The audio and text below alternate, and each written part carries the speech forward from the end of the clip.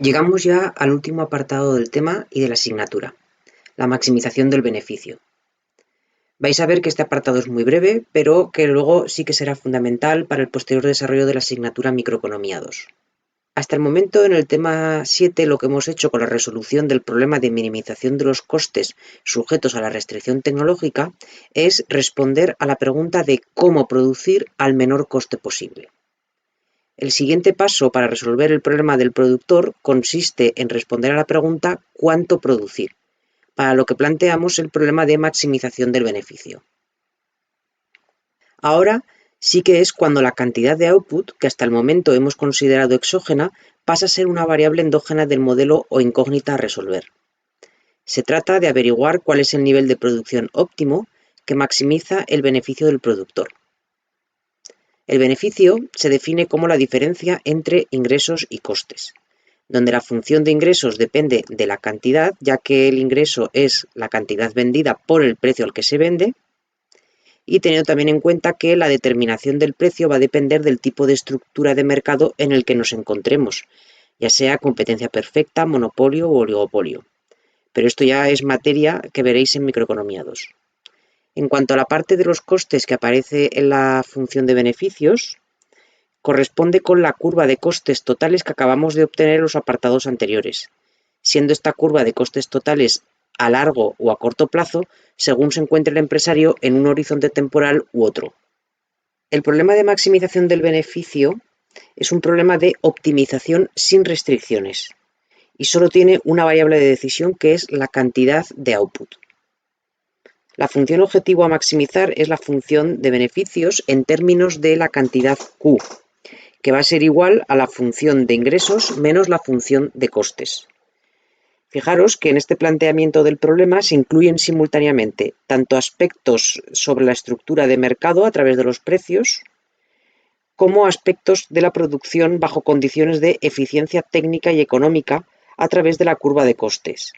Pues no olvidéis que las curvas de costes las hemos obtenido de un problema de minimización de los costes sujetos a la restricción tecnológica, es decir, que representan siempre procesos productivos económicamente eficientes.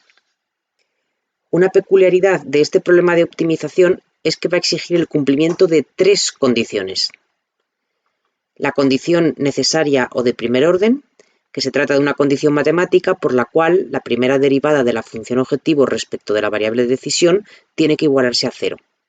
Veamos también que esta condición también tiene un significado económico importante, porque la derivada del beneficio es igual a la derivada del ingreso menos la derivada del coste. Y la derivada del ingreso respecto de la cantidad producida es el ingreso marginal, que denotaremos por I', y que nos informa del ingreso adicional que supone producir una unidad más de producto al venderla en el mercado. La derivada del coste respecto de la cantidad producida es el coste marginal, que como ya hemos visto en los apartados anteriores, informa del coste adicional de producir una unidad más de output. Según esta condición de primer orden, ingreso marginal menos coste marginal debe ser cero, por lo que si reordenamos, obtenemos que para que un empresario esté maximizando beneficio, la primera condición es que su nivel de producción sea tal que el ingreso marginal y el coste marginal se igualen. Gráficamente, esta condición significa que para maximizar el beneficio, la cantidad producida debe ser tal que la pendiente de la curva de ingresos sea igual a la pendiente de la curva de costes. Económicamente, esta condición quiere decir que para maximizar el beneficio, la última unidad producida del bien debe generar un coste de producción adicional que sea igual al ingreso adicional obtenido de la venta de esa última unidad. Luego tenemos la condición de segundo orden o condición suficiente.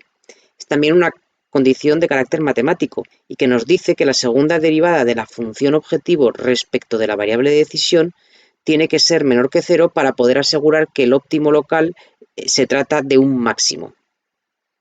Esto quiere decir que la diferencia de la segunda derivada del ingreso y del coste debe ser negativa. O si tenemos en cuenta los conceptos ingreso y coste marginal, la diferencia de la derivada del ingreso marginal y la derivada del coste marginal tiene que ser negativa. Esta condición de segundo orden tendrá importantes implicaciones económicas, pero que ya estudiaréis en Microeconomía 2.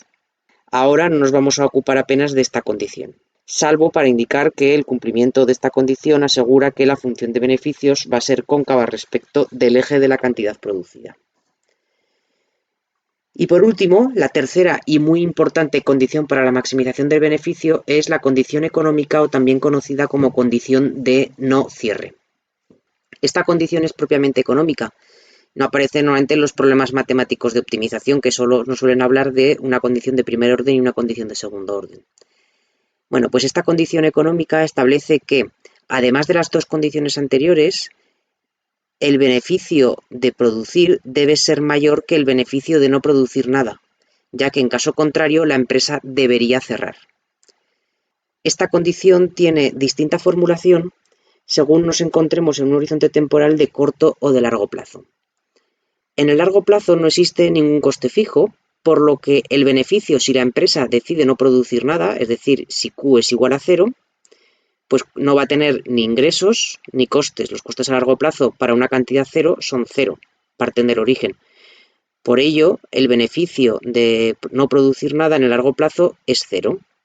Y la condición económica que nos dice que el beneficio de producir tiene que ser mayor que el beneficio de no producir, en el largo plazo es equivalente a decir que el beneficio tiene que ser positivo para estar maximizando el beneficio. Y en caso contrario, lo que debería hacer la empresa es cerrar. En el corto plazo, el beneficio es el ingreso total menos el coste total. Y en el caso de no producir nada, los ingresos está claro que van a ser 0. Pero los costes totales están formados por dos componentes, el coste variable y el coste fijo. El coste variable, si no producimos nada, si Q es igual a 0, es cierto que también va a ser 0. Pero el coste fijo no, porque al existir un factor fijo tendrá un coste asociado que hay que cubrir decidamos producir o no. Por lo que si no producimos nada, el beneficio que obtenemos es negativo y en concreto es igual a menos los costes fijos. Por ello, la condición económica de maximización del beneficio nos dice que en el caso de corto plazo será necesario que los beneficios sean mayores que menos los costes fijos. Es decir, que va a existir la posibilidad de que la decisión óptima sea producir aun cuando tengamos unos beneficios negativos, siempre que las pérdidas sean menores en valor absoluto que los costes fijos.